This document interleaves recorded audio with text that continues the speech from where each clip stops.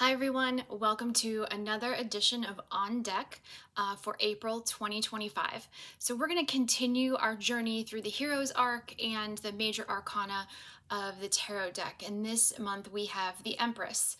The Empress represents what we used to call divine feminine, but we now kind of talk more about it in terms of divine reception, like allowing people to give to you, allowing yourself to receive things, receive help, receive resources, receive kindness from others.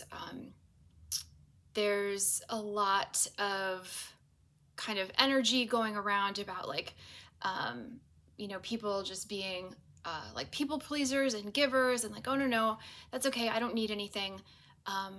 But when you don't allow people to give to you, you are denying them that positive feeling of knowing that they helped someone, right? So we give because we like helping people. It feels good to, help people. But if you don't let people give to you, you're denying them that good feeling of helping somebody, okay? You also have to understand that you can't do everything, right? And you will have to accept help somewhere on this journey to kind of understand your limitations, understand your strengths, and see how working together creates a more bountiful, plentiful situation than just trying to do everything on your own. So this week or this month, our character is learning that they can't do it all themselves. They have to stop being stubborn and they have to be willing to accept help in some way. Okay, so we're gonna look at a few cards and kind of see if we can get some ideas about which ways our character needs to kind of accept some help. Okay.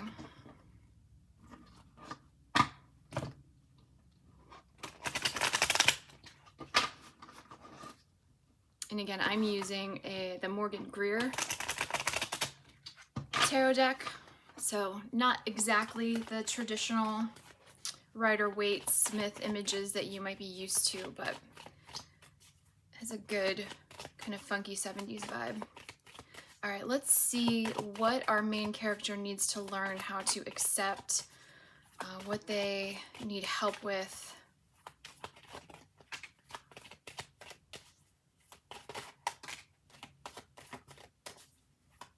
Any more? One more? Nope, okay. All right, so we have the High Priestess and the Five of Wands. We'll take a look at this one in a second. So the High Priestess, we talked a lot about the High Priestess last month. The High Priestess is all about healing so that you can trust your intuition, okay? If you aren't healed in terms of your, let's say, relationship wounds, you're not going to be able to trust your intuition in a relationship, right? You have to heal that part of you that has wounds from a relationship before you can trust your intuition in it. And the way that the High Priestess is saying to do that is through study. She's got the Torah in her lap, it's unrolled. So she's constantly referring back to her sacred text. So whatever, spiritual practice you have, returning to that will help you get to a place where you can trust your intuition. Because right now, our bodies and our minds will lie to us to kind of keep us safe and keep us alive. And so they don't know, like, your brain doesn't know what a new situation is going to do, but it does know what an old situation would do. So it might tell you to go with that situation instead of trying the new situation because it doesn't know if you're going to survive that. I mean, and that's dramatic, but if you're going to survive that new situation, but it knows it can survive the old situation. So it's very difficult to trust your intuition in areas that haven't healed. And that's not overall, it's like maybe you healed all that money trauma, any issues that your family had with money, you healed that, and you can trust your intuition when it comes to money, but maybe not yet relationships. Okay, so there's different areas. It's not like don't trust your intuition anywhere. But there's certain areas that we need to kind of keep reflecting on and healing until we can then kind of calm down and trust our intuition. Okay, so our main character needs some help healing some kind of internal wound so that they can trust their self and their intuition. So somebody's going to come and help them with that. Somebody's going to give them the gift of understanding, how to heal. The Five of Wands is like, a lot of times people talk about it in terms of like conflict or like kind of little daily conflict or spats or things, but I look at it as practice, right? Like I'm a writer, right? We're all writers. So I think of this card as a workshop card. Like you are in a group, you're practicing, right? They don't have swords, they have staffs, right?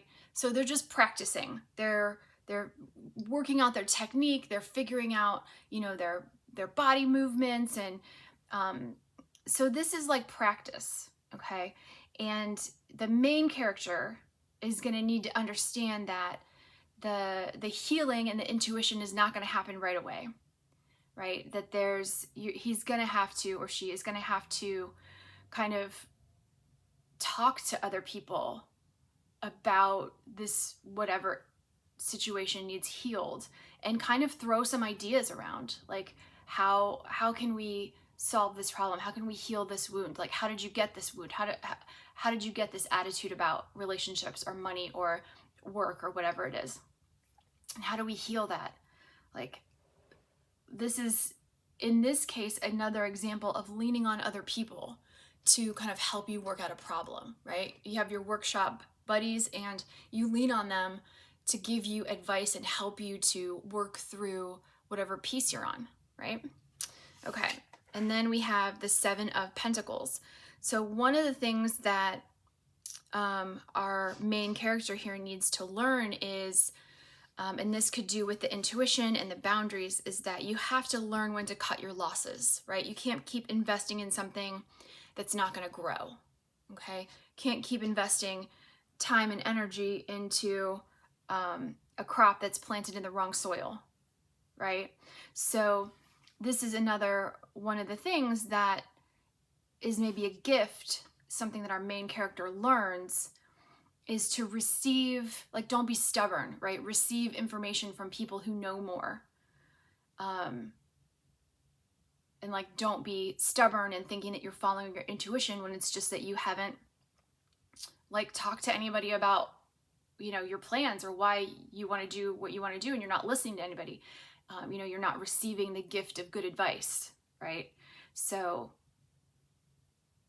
this is kind of, we're still in kind of the first third of our story if we're going along the narrative arc, right? So this is kind of a situation where our main character is learning that, first of all, they don't know how to do everything, and that that's okay, and that they can learn from other people and ask other people for help, right? Okay, so that's what we have for this week. Thank you guys so much for joining me, and I'll talk to you next month. Thanks, bye.